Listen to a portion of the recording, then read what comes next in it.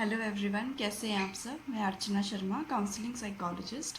आज का जो टॉपिक जो है डिस्कशन के लिए वो है एंगर।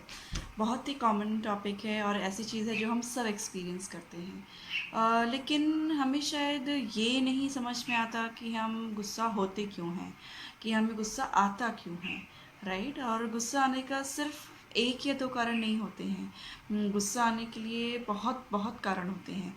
एक है कि आपको एंजाइटी की वजह से भी गुस्सा आ सकता है, चिंता की वजह से गुस्सा आ सकता है, आपको गिल्ट की वजह से गुस्सा आ सकता है, आपको किसी सैडनेस की वजह से गुस्सा आ सकता है, आप अगर नर्वस हैं, आपको कोई एग्ज़ाम है या कोई परफॉर्मेंस है तो उसकी वजह से भी आपको गुस्सा आ सकता है। आपको गुस्सा आपकी एक्सपेक्टेशंस फुलफ़िल ना होने पर भी आ सकता है। तो ये सबसे पहला कारण है कि आपको जानना ज़रूरी है कि मुझे गुस्सा आता क्यों है। तो वही सबसे पहला स्टेप है गुस्सा को समझने के लिए। और एक लाइन जो मुझे बहुत पसंद है कि control your anger before your anger controls you. मतलब आप अपने गुस्से को कंट्रोल कर लीजिए जिससे पहले कि आपको गुस्सा आपको कंट्रोल करे। तो ये बहुत ही एक बेहतरीन और बहुत ही फिलोसफिकल लाइन है जो हमें समझने की ज़रूरत है। तो पहला स्टेप है कि हमें समझने की ज़रूरत है कि why do I get angry. You know मुझे गुस्सा, मैं अगर अगर आप गुस्सा एक्सपीरियंस कर रहे हैं तो ये एनालाइज कीजिए कि क्या मैं किसी और चीज़ से अपसेट हूँ। क्या मैं किसी और से अपसेट हूँ। क्या मुझे भूख लग रही है इसलिए मैं गुस्सा हूँ। क्या मेरे फ्रेंड की कोई बात से मैं गुस्सा हूँ, या फिर मैंने कोई गलती की है जिससे मैं गुस्सा हूँ।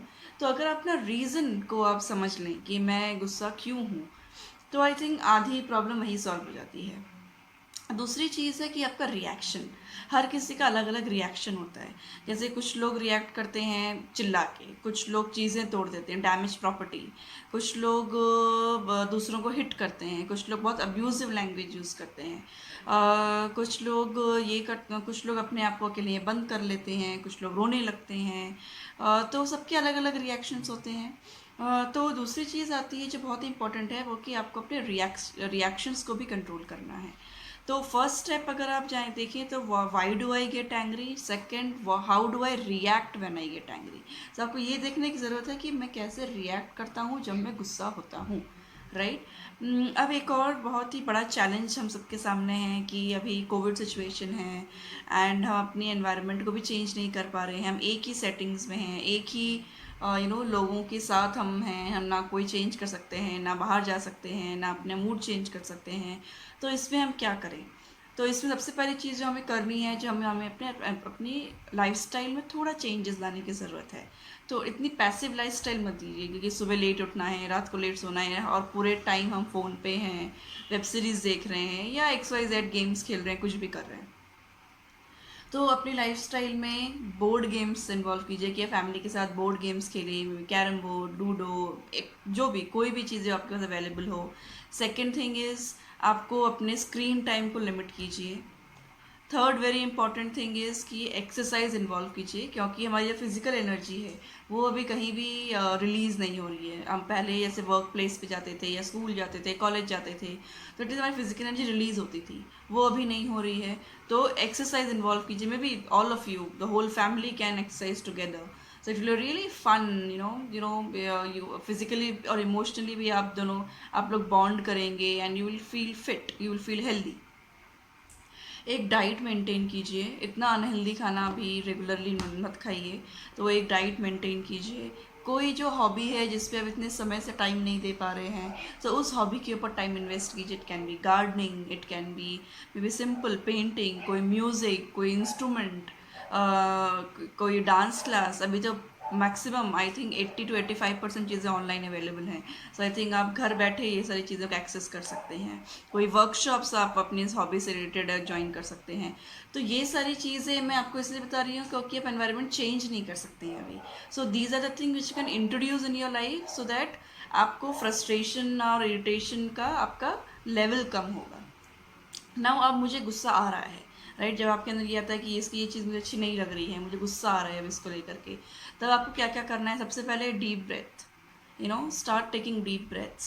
Second, lock your hand like this, lock your hand. ताकि आप कोई भी ना प्रॉपर्टी डैमेज करें ना किसी को हिट करें, तो आपके हाथ आपके कंट्रोल में हैं। Third thing is you have to shut your mouth, इसको बिल्कुल आप जिप कर लीजिए, बिकॉज प्रॉब्लम्स यहीं से शुरू होती है जब आप गलत बोलना शुरू करते हैं। नेक्स्ट, कानों को, दोनों कानों का इस्तेमाल कीजिए कि आपको अगर कोई इंसान जो गुस्से में है वो कुछ हर्टफुल चीज़ें बोल रहा है, एक कान सुनिए, दूसरे कान से निकालिए। सो उससे क्या होगा, आपकी चीज़ें आपके सिस्टम में नहीं जाएंगी।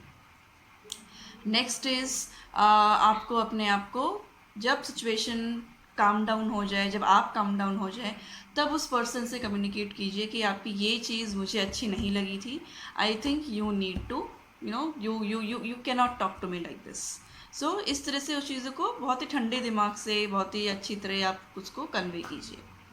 देन जो नेक्स्ट चीज़ आती है वो है कि आप अपने रिएक्शंस को एनालाइज करते रहिए कि अच्छा, मैंने ये चीज़ें आज की तो सिचुएशन इतनी ख़राब नहीं हुई। इसका मतलब सेल्फ एनालिसिस बहुत इंपॉर्टेंट है, पहले to know the situation, to know your reactions and to control your reaction, and again what worked with for you to control the situation. So I think anger को manage करने के लिए कोई course नहीं होता है, कोई डिग्री नहीं होती है। It is all about your self. अपने सेल्फ एनालिसिस करते रहिए, अपने रिएक्शंस कंट्रोल कीजिए, I think things will be better. I think ये वीडियो आपको थोड़ा हेल्पफुल होगा आपको एंगर मैनेजमेंट के लिए। एंड अगर कोई भी हेल्प चाहिए आपको, कोई किसी भी चीज़ में, कोई भी strategy you want to talk about, please comment in the comment box. So thank you so much.